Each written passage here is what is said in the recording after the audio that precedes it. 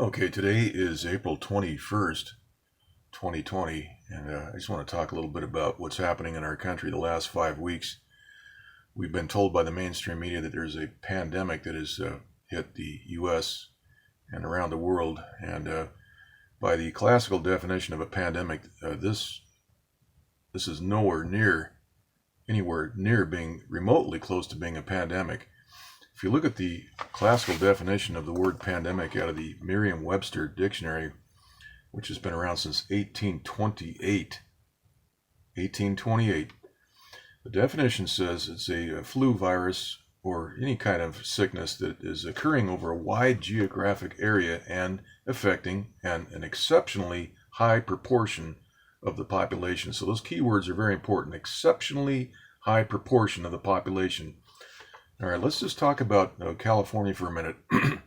There's been about 1,300 deaths in California as of today, the 21st of April, from this Wuhan virus, this coronavirus, okay? So if we just divide out 1,300 into the population of California, which is 39,937,000 and some change, we get 0.003% of the population of California that has died from this virus. This is infinitesimal. If we take the number of cases, let's round it up to 31,000 cases in California. Now the cases are very sketchy because people that are dying of heart attacks or other things, diabetes or what have you, a lot of these deaths are being rolled up and lumped into the coronavirus bin. And so the real number that we must really look at is the number of deaths and the breakdown of the number of deaths in the age groups. So once again, if we just take the number of cases for California and we divide that by the population, 31,000 divided into the population, we get 0.077%. So that's 0.00. Pardon me. Let's do it again.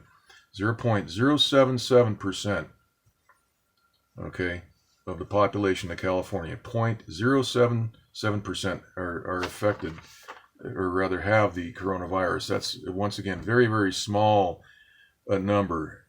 0.07% is what we're talking about. And so very, very small numbers that are really not even newsworthy. This is a flu virus that's been engineered. Let's just talk a minute about the previous years of the flu deaths. This is right off the CDC website, cdc.gov. 2018-2019 flu season, we had 34,200 deaths. Okay, now in 2017-2018, we had 61,000 deaths by flu. These are all flu deaths over the last 10 years. If we go back to 2016 and 2017, we had 38,000 deaths. And then from 2015 to 2016, 34,000 deaths. 2014 to 2015, 51,000 deaths. 2013 to 2014, 38,000 deaths. 2012 to 2013, 43,000. 2011 to 2012, 12,000 deaths.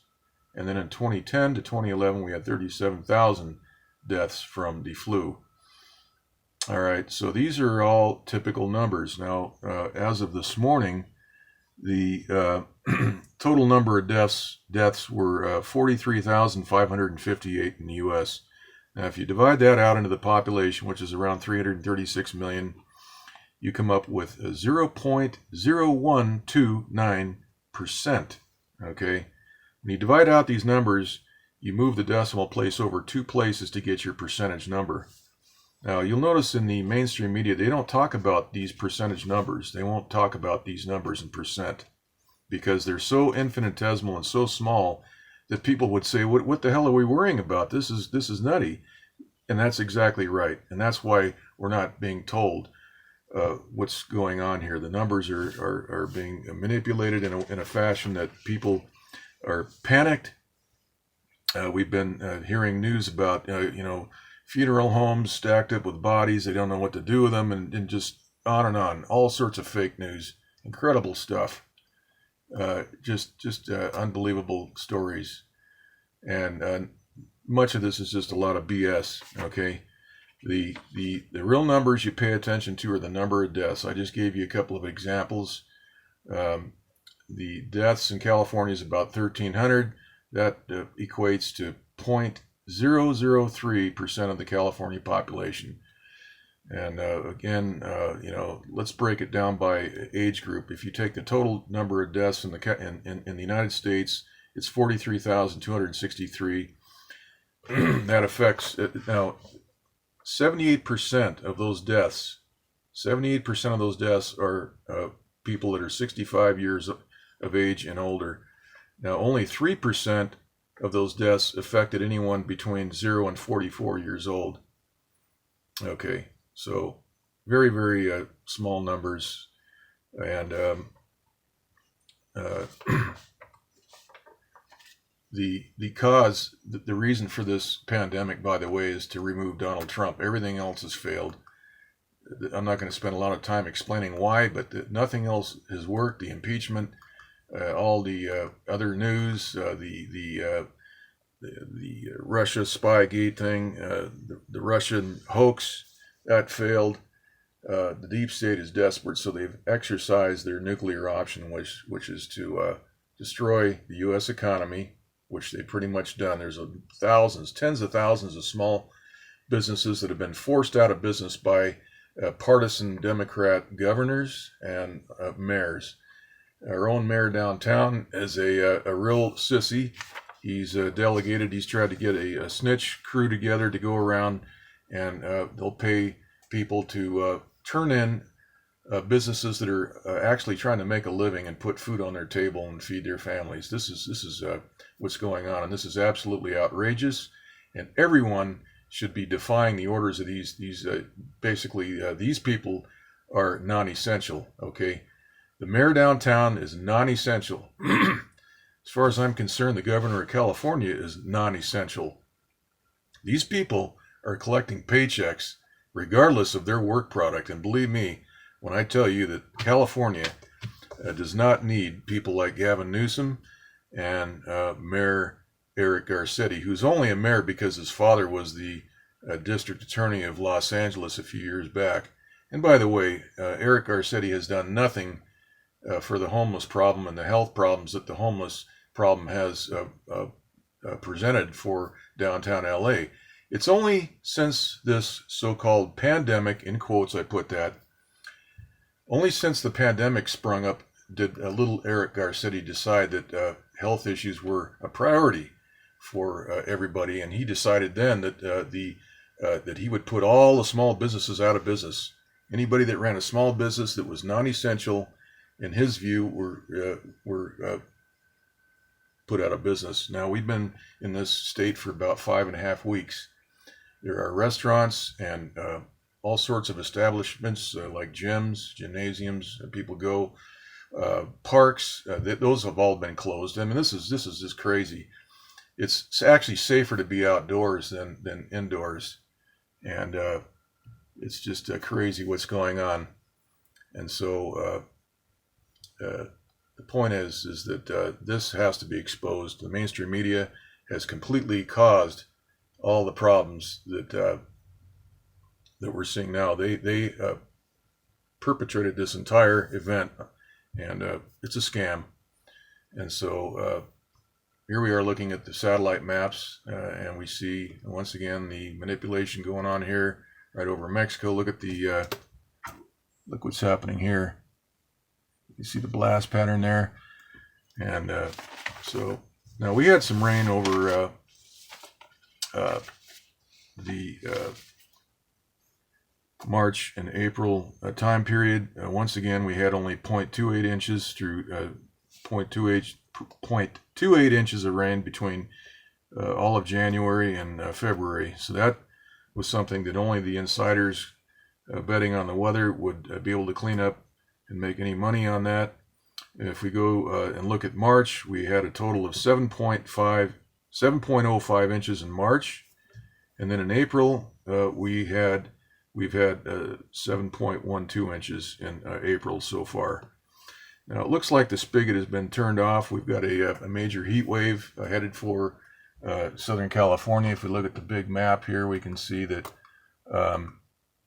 this is the long wave infrared map, and we see moisture streaming towards California. All this moisture here yielded zero precipitation over Saturday and Sunday. We were supposed to have rain.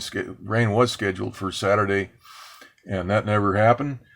We had some chemtrail aerosols sprayed in the skies that day. We could see that clearly going on up over the clouds. All right, and out here we can see some thunderstorm activity that was blown apart. You can see the shock wave from that right here. You see the pressure wave. We see a hole open up right in the middle of that developing storm system. Look at that evaporation pattern right there. And so we've got 90 degree weather. Actually, it's going to be about 95 in the valleys, we're told. And that's the end of our spring weather. So we had really no winter in January and February.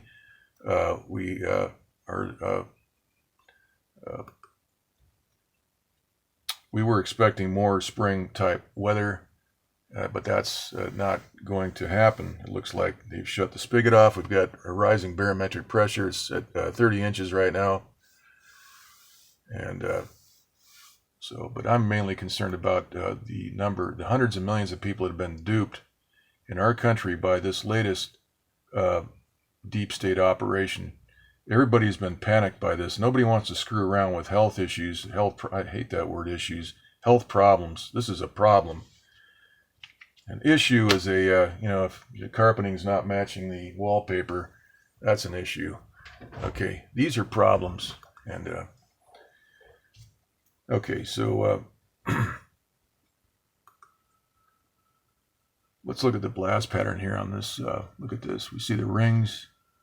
That's clearly a satellite transmitter destroying that thunderstorm. Here we have the water vapor map. We can see a right angle cutout. If we just zoom this back, we can see right here, we've got some angular features in that developing thunderstorm. Watch that unfold. We can see the pressure waves, that ring, blast pattern, evidence. We've got two rings actually, and this thing just completely disappears off the map.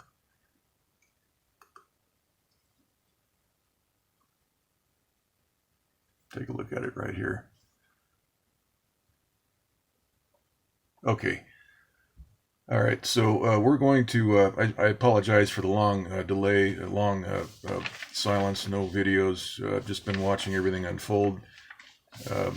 This is really a tragedy, and it was completely engineered by the deep state.